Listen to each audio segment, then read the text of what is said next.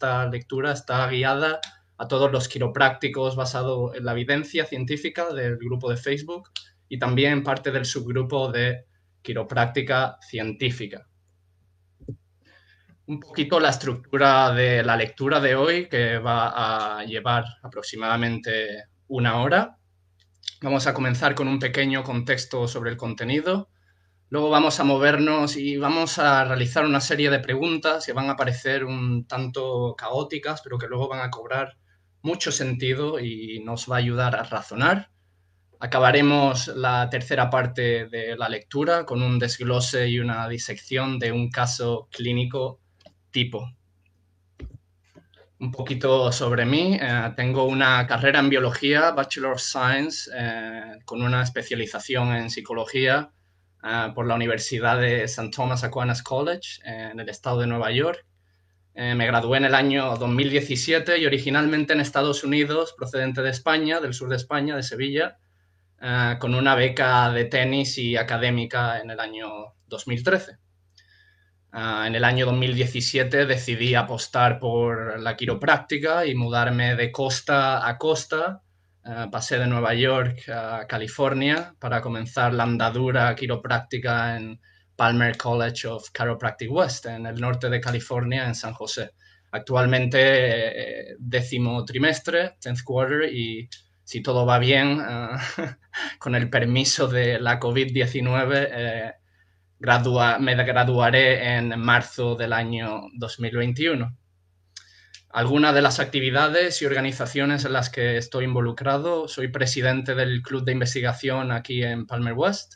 También tuve la suerte de fundar el Forward Thinking Chiropractic Alliance Club, la formación, la alianza de pensamiento progresivo hacia adelante, una página que os invito a todos, en especial a los estudiantes, a adheriros. Y hace poco más de una semana tuve el tremendo honor de ser partícipe de la conferencia virtual Forward 2020, donde compartí escenario virtual con grandes líderes de la profesión. Por último, también nombrar a la Asociación Quiropráctica Americana en su versión estudiantil. Estoy involucrado en el Consejo de Especialidades y en el Comité Nacional de Investigación. Lo principal que tienen que saber sobre mí, dicho esto, es que ni soy experto, ni soy versado, ni soy especialista, y que usar este tipo de adjetivos al lado de mi nombre sería una verdadera falta de respeto a todos los que formáis parte de esta profesión y a los que habéis conectado hoy o los que estáis viendo este vídeo a posteriori. Sería también más disonante, menos acorde a la situación y realmente es un despropósito, ya que tenemos una lista extensa de verdaderos expertos y figuras de referencia dentro de nuestra profesión. Llámense Dr. Kristin Gersh, Dr. John Harvington, Dr. Greg Kochak, todos los del WFC, incluso mencionar al Dr. Don Murphy aquí mismo en este grupo, autor de más de 100 publicaciones revisadas por pares, peer-reviewed, y sus libros de racionamiento clínico. En fin, no hace falta, las comparaciones serían odiosas. También mencionar que la presentación de hoy no viene con ninguna afiliación a las organizaciones e instituciones anteriormente mencionadas. Ni el doctor Jorge García se está llevando ningún cheque, ni el doctor Francisco Villa, ni ninguno de los demás mediadores y creadores de esta página, ni yo, por consiguiente, me estoy llevando ninguna compensación monetaria, así que ningún tipo de conflicto de interés. Así que vamos a poner primero, darle un contexto a la quiropráctica y evidencia, porque ya tenemos trillado este modelo que se centra en considerar 3 dominios principales. El primer dominio es el mayor rigor de evidencia posible. El considerar este mayor rigor de evidencia posible nos permite poder conjugar la competencia clínica del proveedor sanitario con los valores del paciente. Aquí voy a usar el pen, ahí estamos. Entonces tenemos 3 círculos de 3 superficies cuasi idénticas, En azul la evidencia, en magenta rosáceo la pericia clínica y en color más verdoso las características del paciente. La magia del modelo ocurre en el punto de intersección. Existe cierto debate sobre cuál de los tres dominios debe ocupar más terreno a los otros. Existen ocasiones en las que la evidencia le puede ganar terreno a nivel de superficie y de radio a los otros dos, ¿correcto? Existe otra corriente de pensadores que dicen, no, el paciente lo primero, hay que poner en el centro al paciente. Entonces, en ese caso, el paciente ocupa más terreno a los demás, ¿correcto? Patient center. Y hay otros veteranos clínicos que hacen mucha referencia a su pericia clínica y entonces en ese caso le dan un peso mayor particular a su experiencia. Lo principal que tenemos que llevarnos de esto es que la magia ocurre en la intersección, es decir, por mucho que aumentemos la superficie de uno de los tres dominios, si no se llega a un punto de encuentro con los otros dos, no pasará, no llegaremos a ningún sitio. También repasar la jerarquía de la evidencia, esta pirámide que nos da una idea del peso clínico y de la calidad de un estudio en particular. Para ello, para explicar esta jerarquía, me ha parecido conveniente usar un deporte como analogía, un deporte que todos conocemos como es el fútbol, por ejemplo. Y cuando digo fútbol me refiero al fútbol que se juega con el pie, no el fútbol americano, sino el fútbol que se juega con el fútbol y que tanto nos gusta a todos los hispanos. Entonces tenemos en un sitio a Lionel Messi jugando la final de la Champions League en frente de millones de espectadores por sus televisiones a nivel mundial y en un estadio plagado de 100.000 personas codeando su nombre. Y en el otro escenario, un escenario B, tenemos, una barbacoa en familia, niños pequeños, mujeres, hombres, muchas edades, tíos, abuelos, y se realiza un partido de fútbol después de la barbacoa. ¿Se puede considerar a ese escenario B fútbol? Sí, ha habido una cierta carga aeróbica, ha habido un espíritu de equipo, se han divertido y se puede llamar fútbol sin lugar a duda, pero sería muy inconveniente y no correcto, o sea, la comparación sería odiosa a compararlo con el escenario de Leo Messi. Pues con la jerarquía de la evidencia y con los estudios científicos ocurre lo mismo. La joya de la corona suelen ser los metaanálisis, que son macroestudios realizados por la combinación de muchos ensayos clínicos que además son muy homogéneos en su metodología, se parecen mucho. Cuando hay muchos ensayos clínicos, pero su metodología no se puede conjugar bien y juntar, es decir, hay cierta heterogeneidad, esto da pie a otros macroestudios denominados revisiones sistemáticas o systematic reviews en inglés. Por debajo de esta joya de la corona tenemos los ensayos clínicos, que es donde nos vamos a centrar la mayor parte del tiempo en el día de hoy, que comparan normalmente dos terapias o tres. Por debajo de los ensayos clínicos tenemos los estudios de tipo cohorte, también denominados prospectivos, por su enfoque temporal. Identifican a un grupo normalmente sano y lo siguen al tiempo, al futuro, hasta que desarrollan una patología o una enfermedad. Por debajo de los cohortes tenemos los casos y controles, también denominados retrospectivos. La palabra retro nos da una idea clave sobre el enfoque temporal de este tipo de estudios, que identifican a una población que ya tiene la enfermedad y crean una máquina del tiempo, por así decirlo, para seguirlos hacia el pasado. Por debajo de los casos sin controles tenemos los estudios de tipo transversales, normalmente de la forma de surveys, de encuestas, y por debajo ya la serie de casos, es decir, más de un caso clínico, por debajo la serie de casos, un case report de un solo caso, y por debajo ya se encontrarían la opinión de expertos, los estudios de animales, hasta ir progresando a nivel anecdótico hasta a ser una conversación que se tiene en un bar con un familiar suyo en cualquier momento dado. Entonces, ¿por qué molestarse en primer lugar? ¿Por qué son importantes los ensayos clínicos? Los ensayos clínicos, aunque no se encuentren en la primera posición de esa jerarquía, son considerados el paradigma de la investigación epidemiológica.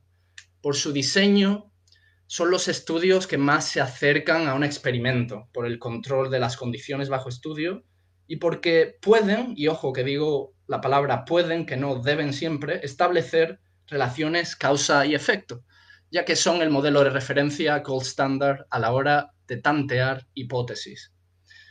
Es más, hay cierto dinamismo en esa pirámide, en esa jerarquía, ya que un ensayo cuantitativo clínico de gran magnitud y bien diseñado puede proveer evidencia más convincente que una revisión sistemática.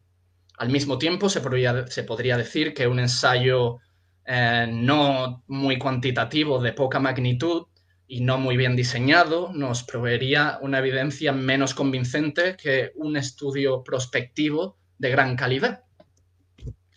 ¿Para qué vamos a molestarnos? A ver, los pacientes sabemos que se merecen una decisión informada. Su salud está en nuestras manos. Entonces, una decisión informada les puede poner en una posición ventajosa ante posibles lagunas del sistema sanitario. Las lagunas del sistema sanitario son más obvias cuando se trata de salud musculoesquelética. Aparte, como responsables de la salud, estamos obligados a mantener un estándar de excelencia. Eso es lo que se espera de nosotros por el conjunto de la sociedad para así adquirir una cierta autoridad social. No solo eso, sino que la interpretación de la literatura clínica nos permite establecer un lenguaje común en el campo sanitario y abrir así puertas, tender la mano a la colaboración interprofesional y a la integración. Entonces vamos a empezar por la primera pregunta. PICO, pico, este pico de gallo, que buena pinta tiene esa foto que he incluido y que hambre. En fin, este pico es una manera de presentar una pregunta de manera resumida ante el atajamiento de un ensayo clínico. Entonces, la P representa a un paciente, un problema, una población, una descripción. La I viene a ser una intervención, una exposición, un factor de riesgo. La C sería una comparación, un control, un placebo, una alternativa. Y la O en inglés sería el outcome, es decir, los resultados. La primera pregunta que les voy a plantear es, ¿fueron los grupos similares al comienzo del ensayo? Ante la aleatorización, cuanto más similares sean los grupos que se van a aleatorizar, de manera computarizada, dicho sea de paso, estamos en siglo XXI, todavía se siguen usando otros métodos de aleatorización, pero si es de manera computarizada, muchísimo mejor. En la sección de resultados debería estar todo bien revelado y explicado bajo el concepto Baseline Characteristics. Otra pregunta que les planteo es, ¿se realizó un análisis por intención de tratar? Se deben tener en cuenta a todos los pacientes que ingresaron al ensayo. Cualquier tipo de pérdida, dropout, durante el seguimiento deberían ser mínimas, idealmente menor del 20%. Otra pregunta es, ¿hubo blinding o en español enmascaramiento? Lo ideal es que un estudio sea doble ciego, es decir, que ni los que reciben la intervención ni los que proveen el servicio saben qué grupo están adjudicados. Si hay un placebo, además, es necesario saber la apariencia física de este, la percepción por parte del paciente y la actitud del evaluador. El diseño de un placebo en la investigación clínica médica a nivel farmacológico es mucho más fácil, por ejemplo, que el diseño de un placebo cuando se habla de terapias conservadoras como la manipulación espinal. Hay muchísimas barreras para diseñar el perfecto placebo a una manipulación. Puede ser una movilización sin el escuchar un sonido pop, puede ser un activador, un activator que esté estropeado. En fin, la creatividad no tiene límites, pero sí que se cuenta con muchas barreras. Si fuera el caso de una medicación, sería mucho más fácil. Se crea una pastilla con el mismo color, la misma forma, el mismo tamaño, el mismo sabor incluso, y una está hecha de azúcar y otra contiene el principio activo. Entonces, sobre los efectos del tratamiento no hay que sentirse intimidados, no hace falta ser Albert Einstein. Hay varias maneras de expresar los resultados con conceptos estadísticos simples y sencillos. Los 4 conceptos estadísticos clave son el riesgo relativo, la reducción absoluta del riesgo, la reducción relativa del riesgo y el número necesario a tratar. Entonces vamos a volver a la primaria, a las matemáticas de primaria para comprender estos parámetros. Porque o se divide o se resta. El riesgo relativo se representa matemáticamente como el riesgo del desenlace en el grupo tratamiento dividido entre el riesgo del desenlace en el grupo control. Es decir, un riesgo A dividido por un riesgo B. ¿Qué ocurre? Que por el simple hecho de que se trata de un ratio, de una división, esto da pie a que estas proporciones se magnifiquen. Voy a representar la magnificación así, ¿correcto? Y puede dar pie, a su vez, a títulos sensacionalistas afuera del jornal publicado. Ahora vamos a centrarnos en la reducción absoluta del riesgo, que simboliza una sustracción, es decir, aquí es una resta. Representa una resta del riesgo del desenlace en grupo control, B, menos el riesgo del desenlace en el grupo tratamiento, B, menos A. Por el hecho de ser una resta, da muchísimo menos pie a una magnificación. Esto nos gusta. Feliz, voy a poner una carita feliz aquí. Luego, en tercer lugar, tenemos la reducción relativa del riesgo, que no es más que el riesgo relativo 1 menos el riesgo relativo previamente calculado. Nos dice cuál fue la reducción en la tasa del desenlace en el grupo tratamiento en relación al del grupo control. Además, este es el parámetro más comúnmente utilizado.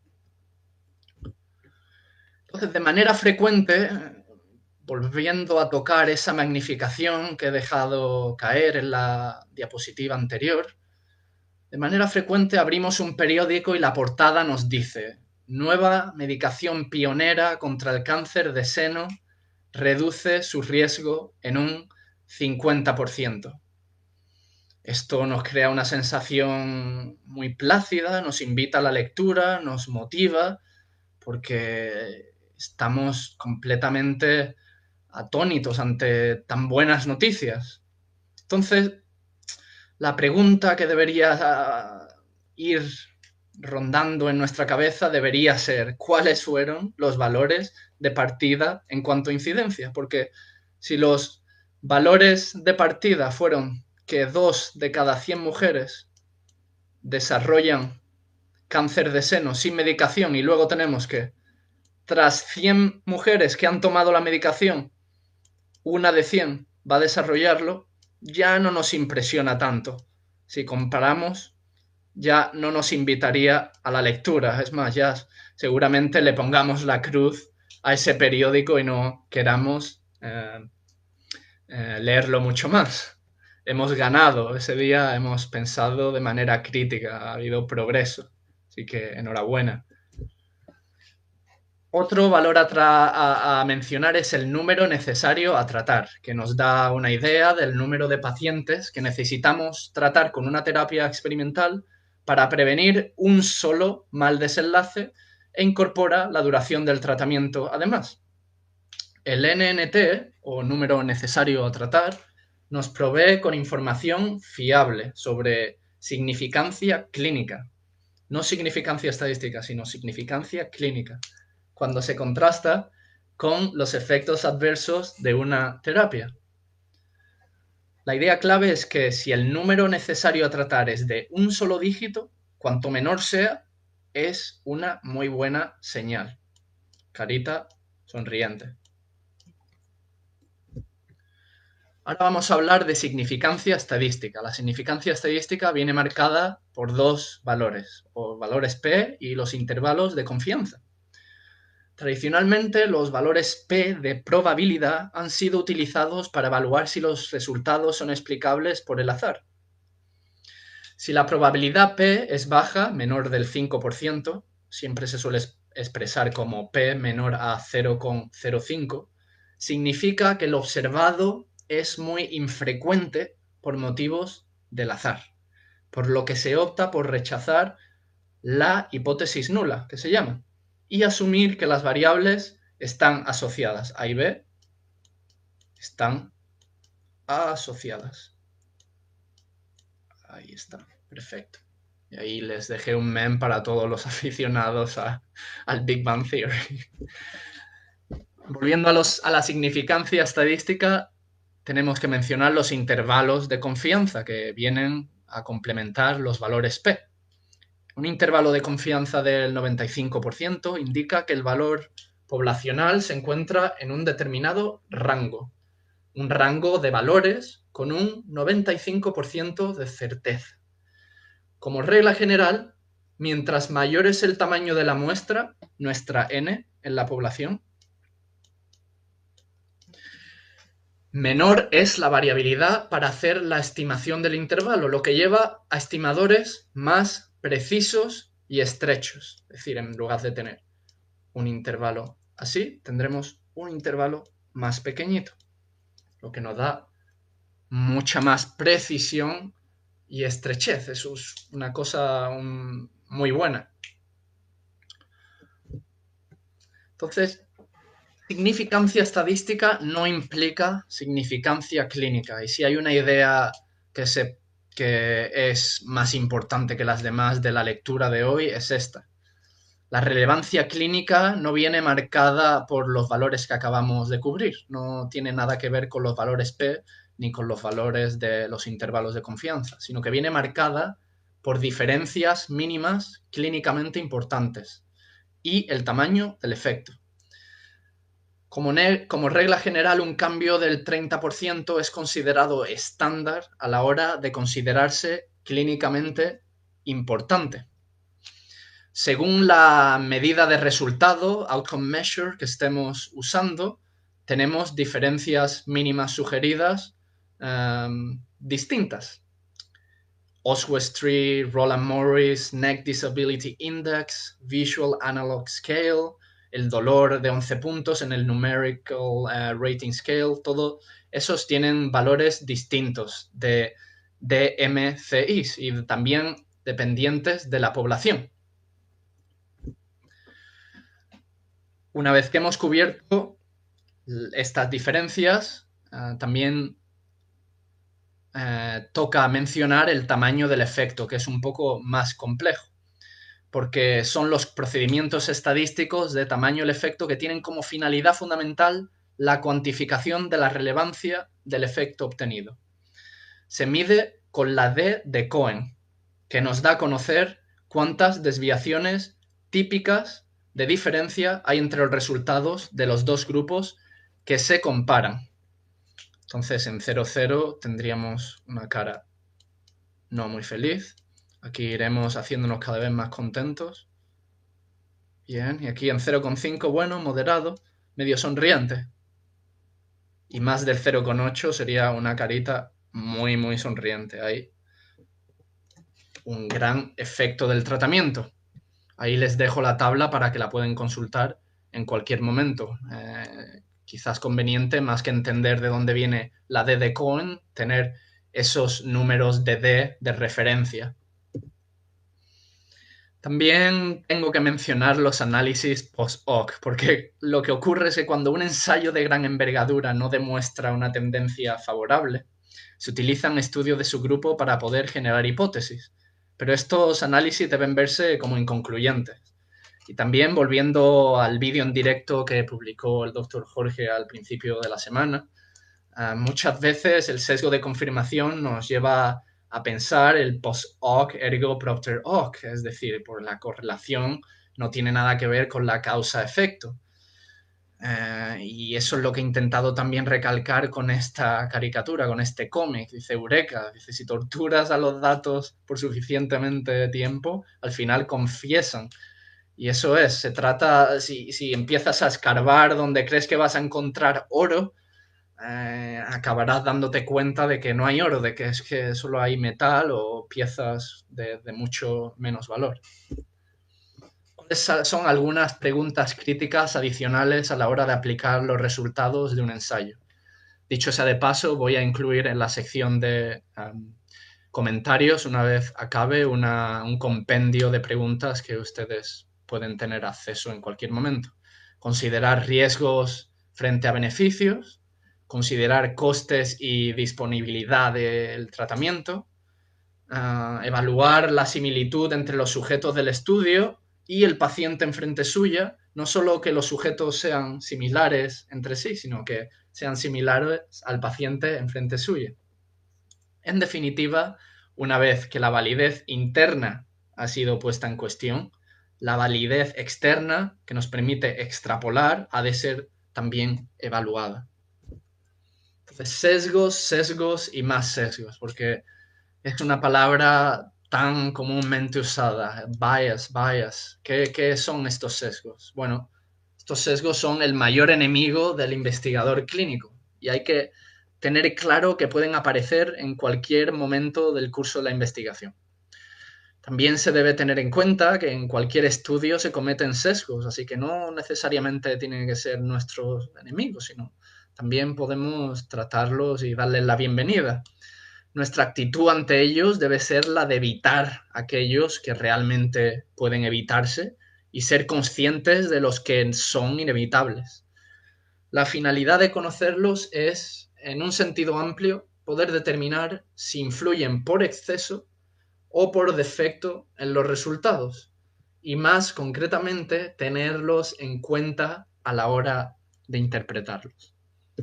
Algunos de los sesgos más comunes en ensayos clínicos son el sesgo de selección, que viene dado por diferencias sistemáticas entre las características de los sujetos seleccionados para el estudio y las de los individuos que no se seleccionaron.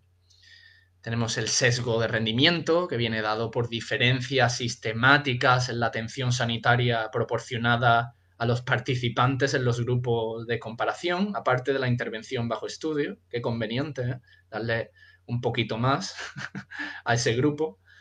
Y otro ejemplo sería el sesgo de detección, que ocurre por la utilización de metodologías diagnósticas diferentes a las inicialmente estipuladas al comienzo del estudio. Anda, también qué conveniente. Pero aquí no acaba la cosa, sino que la lista sigue y sigue. Hay sesgos de desgaste, que viene dado por diferencias sistemáticas entre grupos debido a abandonos. Estos abandonos pueden ser voluntarios o involuntarios, observándose que los grupos se encuentren incompletos al final de la realización y de los ensayos clínicos. Todos los data points, aunque haya un dropout, tienen que ser considerados. Luego está el sesgo de reporte, que se refiere al reporte preferencial de algunos hallazgos dentro de un ensayo y no de otros. El sesgo de publicación, ya que muchos ensayos clínicos de entrada nunca llegan a ser publicados por infinidad de razones y por otra parte hay publicación duplicada de algunos estudios. Y un gran sesgo a tener presente es el sesgo presupuestario. La financiación de estudios es un gran reto para cualquier académico involucrado en este mundo. Los sesgos presupuestarios son debidos a la influencia de la financiación sobre el proyecto. ¿Quién está financiando el proyecto? Parte de la investigación está financiada por empresas e instituciones cuyo objetivo puede ser demostrar o validar alguna decisión que se ha tomado o se desea tomar. También puede ser que un cierto autor per se sea conocido por una hipótesis, por testear una hipótesis X, y siga con la misma hipótesis. Eso ya también genera un sesgo considerable. Entonces llegó la hora de aplicar lo aprendido, porque ya le hemos dado un buen repaso y nos hemos explanado ahí con la teoría, pero llegó la hora de aplicarlo a un paciente, una paciente en este caso particular.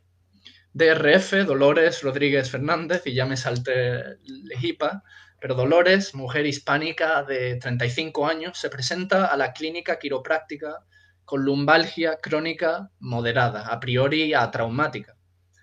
Su médico de atención primaria le ha dicho que su dolor es no específico y ella te pregunta si le puedes ayudar, tiene mucha fe en ti, ya que el curso actual de tratamiento con paracetamol o acetaminofén no le está aliviando absolutamente. Tras un examen exhaustivo en la primera visita, en la que se incluye una evaluación psicosocial de la paciente, se vislumbra que la paciente tiene muchas papeletas de responder positivamente a la manipulación, ya que hay cierto componente mecánico en su dolor. Surge en ese momento la duda de si la manipulación espinal es más beneficiosa que una serie de ejercicios guiados a realizar en la clínica y en casa en las próximas semanas. ¿A dónde vamos ahora? ¿Cómo era el acrónimo? Ahora no es el pico de gallo, sino el pico de un gallo. Si ustedes no le han hecho caso al doctor Jorge García y no han abierto una cerveza, no es imposible que se hayan reído con esa broma. Entonces, la pregunta pico dice tal que así: en pacientes con dolor crónico de espalda baja, ¿es la manipulación espinal superior al ejercicio terapéutico en términos de discapacidad? Vamos a acudir a PubMed. A PubMed se ha dicho. E introducimos en el motor de búsqueda la pregunta pico, tal y como viene. Chronic low back pain and spinal manipulation and exercise and disability. Ahí tenemos todo el pico desarrollado. Además, el hecho de usar esa ventaja en la búsqueda, la palabra and en mayúscula, nos asegura de que vamos a tener una búsqueda, unos resultados de búsqueda mucho más concisos, porque va a tener que incluir todos los términos que hemos introducido. Si introdujéramos el término or en mayúscula, una cosa u otra, entonces sería una búsqueda mucho más amplia, incluiría a, or, b, en este caso. También hay otras palabras que se pueden usar en el motor, como pueden ser a, not, be, otras estrategias distintas, pero and en este caso. También a la izquierda, para ser todavía mucho más concisos, en tipo de artículo, marco clinical trial, ensayo clínico, y en la fecha de publicación, como queremos la información cuanto más modernizada posible y que no esté desfasada, marco los últimos 5 años. Quiero una publicación que se haya publicado en los últimos 5 años. A ver qué encontramos. Los resultados de la búsqueda nos da algunas cosas que no nos llegan a gustar. El primer estudio compara la manipulación espinal y el ejercicio, pero en adolescentes. El segundo estudio compara la manipulación espinal y el ejercicio, pero en población geriátrica, en población anciana. Tampoco se adapta a nuestra presentación clínica de dolores. El tercer estudio que vemos en la lista compara la manipulación espinal y láser y terapia láser frente a láser independientemente. Tampoco queremos saber nada de láser. Y el cuarto estudio nos habla de myofascial release, no es la I que teníamos presente de nuestro pico. Así que vamos a seguir, vamos a investigar y intentar encontrar un estudio que se adapte más. Y ahora les hago la pregunta, ¿este artículo nos viene bien? Efectividad a corto plazo de la manipulación espinal comparado a la técnica funcional. ¿Qué es functional technique? Ni idea. La verdad que quiropráctico no es. Y eso que tenemos aquí a un gran investigador, César Fernández de las Peñas, uno de los grandes de Madrid, fisioterapeuta PhD, pero realmente, ¿qué es Functional Technique? Podríamos educarnos sobre Functional Technique o incluso investigar e intentar encontrar similitudes a otras técnicas que usemos en nuestro consultorio, pero yo personalmente no sé lo que es Functional Technique y hasta donde sé es una técnica osteopática. Entonces, me deshago de este estudio y lo que hago es en la izquierda, en vez de 5 años, incluyo los últimos 10 años, ¿vale? Voy a hacer una búsqueda de los últimos 10 años. No voy a poder ser tan modernito, pero bueno, voy a intentar encontrar un artículo mejor porque Dolores se lo merece. Volvemos a la paciente. Bingo, aquí está. Longford et al. En el año 2011 comparó el ejercicio supervisado, la manipulación espinal y el ejercicio en casa para el dolor crónico lumbar. Y este fue un ensayo clínico aleatorizado, así que perfecto, bingo, por fin. Todo el esfuerzo ha dado su fruto. Vamos a desglosar este artículo, ¿qué os parece? Vamos a desmenuzarlo un poco y a darle sentido. Hacemos un chequeo rápido de 5 minutos. Vemos que el objetivo del estudio es evaluar la eficacia relativa a corto y a largo plazo del ejercicio supervisado, de la manipulación espinal y de los ejercicios en casa de autocuidado, automanejo en el tratamiento del dolor crónico de espalda baja. En la introducción nos damos cuenta de que no existe un tratamiento estándar para la lumbalgia crónica, pero que distintas formas de tratamiento conservador demuestran beneficio. La implicación de este estudio es que, dado que van a contar con 300 sujetos, un muestreo muy extenso, las probabilidades de omitir una superioridad considerable de un tratamiento frente a otro son muy pequeñas. Eso nos pone en una posición ventajosa. Vamos a la sección de métodos y quizás nos sintamos un poco abrumados porque es la sección más extensa del estudio, pero nos va a dar muchas ideas importantes. ¿Y qué sacamos de esta sección de métodos? Vemos que el diseño de este ensayo clínico es de métodos combinados. Se mezclan métodos cualitativos y cuantitativos para evitar debilidades inherentes de cada enfoque por separado. Unirse para ganar. Participantes seleccionados tienen entre 18 y 65 años. Perfecto. Ahí Dolores, con 35, entra en ese rango. Y sufren de dolor mecánico, reproducible por ciertas maniobras de provocación. Y tienen una duración de al menos 6 semanas en su sintomatología. Los examinadores en este estudio fueron enmascarados a la hora de asignar el tratamiento, pero no durante. Y esto tiene que ver con la naturaleza activa de la intervención. Hay veces que el enmascaramiento no es factible. Resultados, no, ya les dije que esto era 7 minutos y que por algo es la sección más amplia del estudio. Vemos que la intervención fue de 12 semanas de duración, con eventos adversos documentados. Eso es muy bueno. Muchas veces no se incluyen los eventos adversos. El grupo de ejercicio supervisado se sometió a 20 sesiones de 1 hora en esas 12 semanas, enfatizando el número de repeticiones en sus ejercicios y con la presencia en todo momento de un entrenador personal. El grupo de manipulación, por su parte, típicamente visitó a un quiropráctico entre 1 o 2 veces por semana, en sesiones de 15 a 30 minutos, muchas veces acompañadas de tratamientos de tejidos blando, hielo y calor o contraste. El tercer grupo, aquí tenemos grupo A, grupo B, el grupo C, el tercer grupo, asignado a ejercicios en casa y asesoramiento clínico, se sometió a 2 sesiones únicamente en esas 12 semanas de estudio, donde recibieron consejos e instrucción para su automanejo, autocuidado. Quizás un pelín más de 7 minutos, quizás le engañé con los de 7 minutos, pero es que la sección de métodos es importante. Entonces, las medidas de resultado primarias fueron muy variadas, incluyendo un cuestionario a rellenar por los participantes a 4, 12, al punto final del estudio, y posterior al estudio a 26 semanas y a 52. Se suministró este cuestionario, así como un conjunto de medidas objetivas. Las medidas objetivas en este estudio fueron el rango de moción lumbar, la fuerza y la resistencia.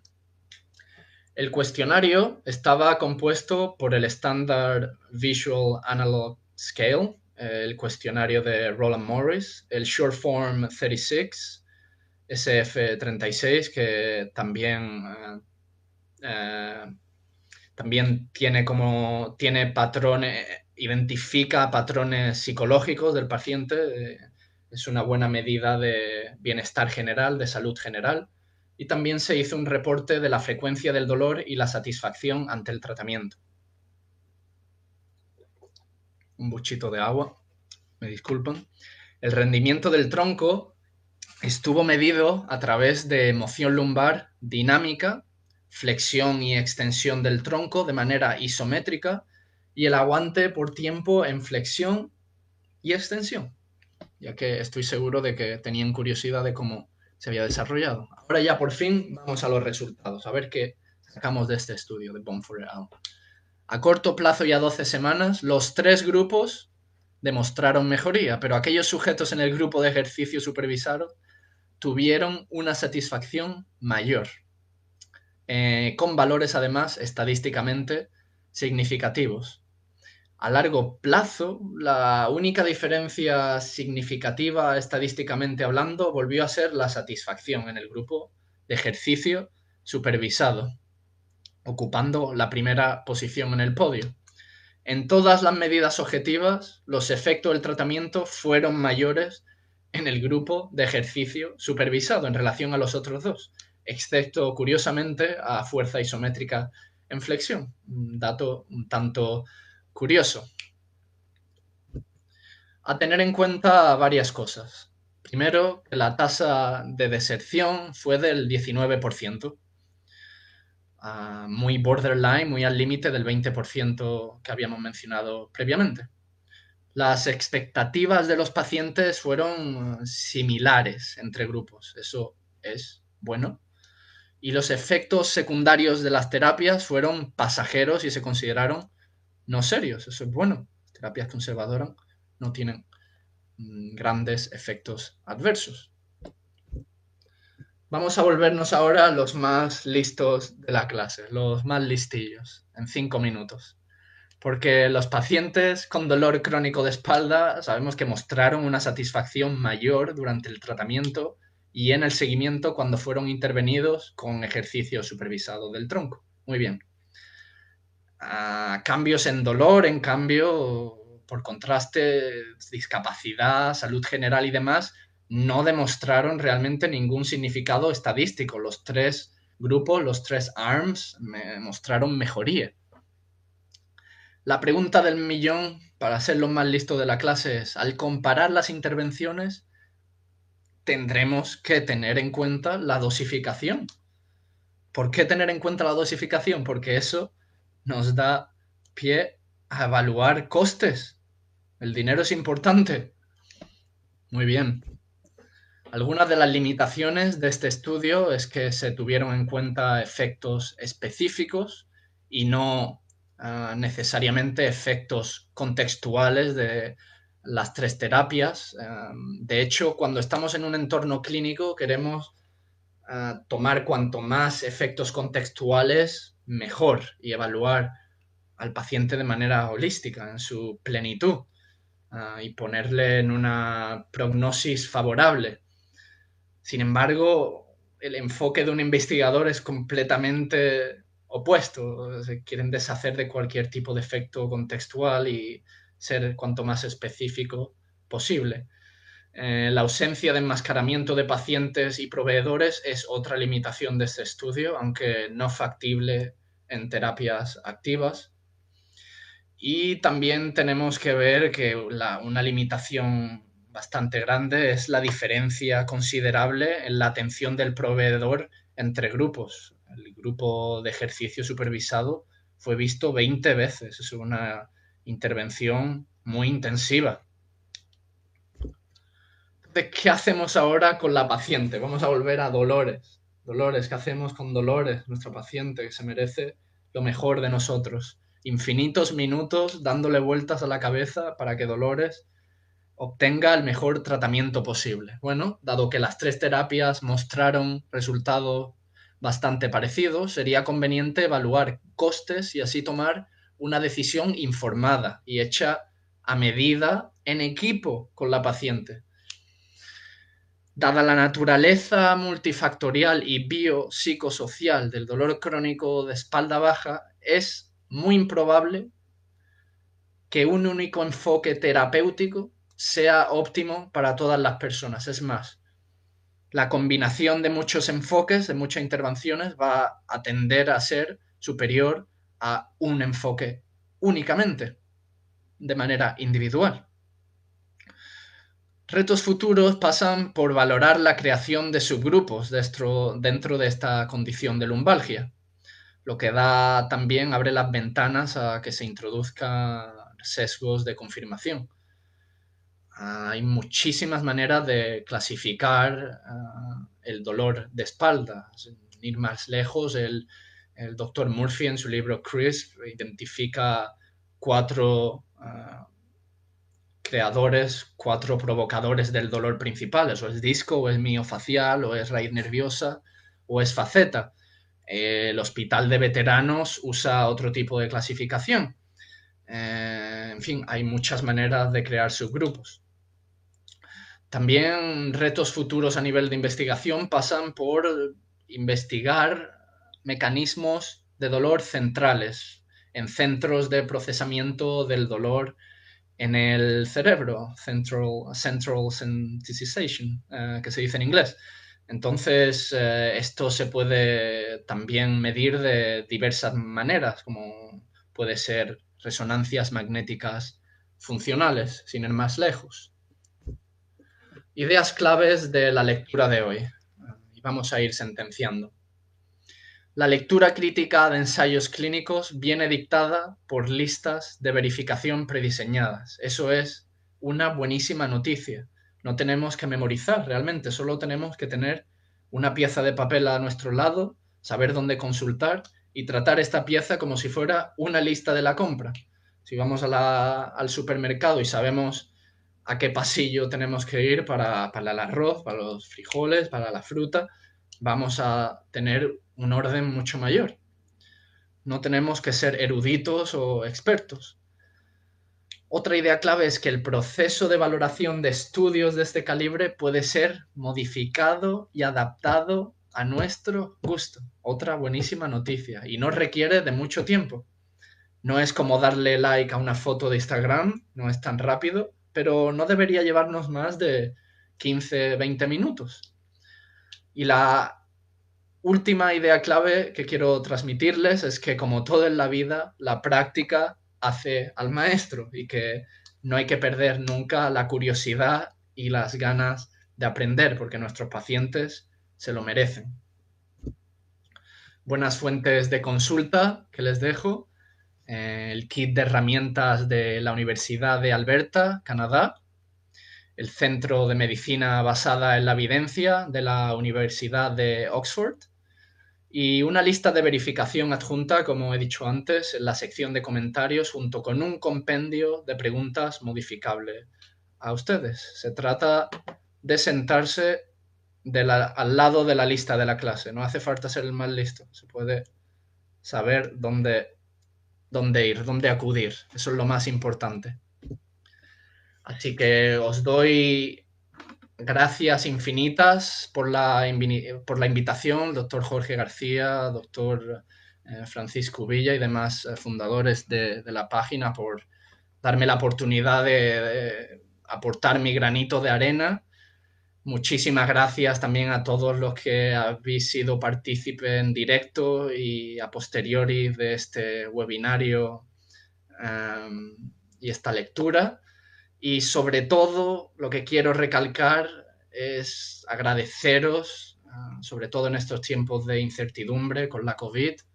Agradeceros por todo lo que hacen por sus pacientes día tras día tras día. Hago un llamamiento a la colaboración, a la integración, a que nos ayudemos los unos a los otros y a que sigamos luchando la lucha que importa. ¿Correcto? Mis referencias, el doctor Sousa, doblemente por el impacto que ha tenido en mí como estudiante. He tenido la suerte de compartir muchos ratos con él y sentarme en primera fila en sus clases, y es una de esas mentes que decide permanecer en el anonimato, aunque os recomiendo a todos, por supuesto, que echéis un vistazo a su libro Differential Diagnosis and Management for the Chiropractor, diagnóstico diferencial. Muchísimas gracias de nuevo, que tengan un gran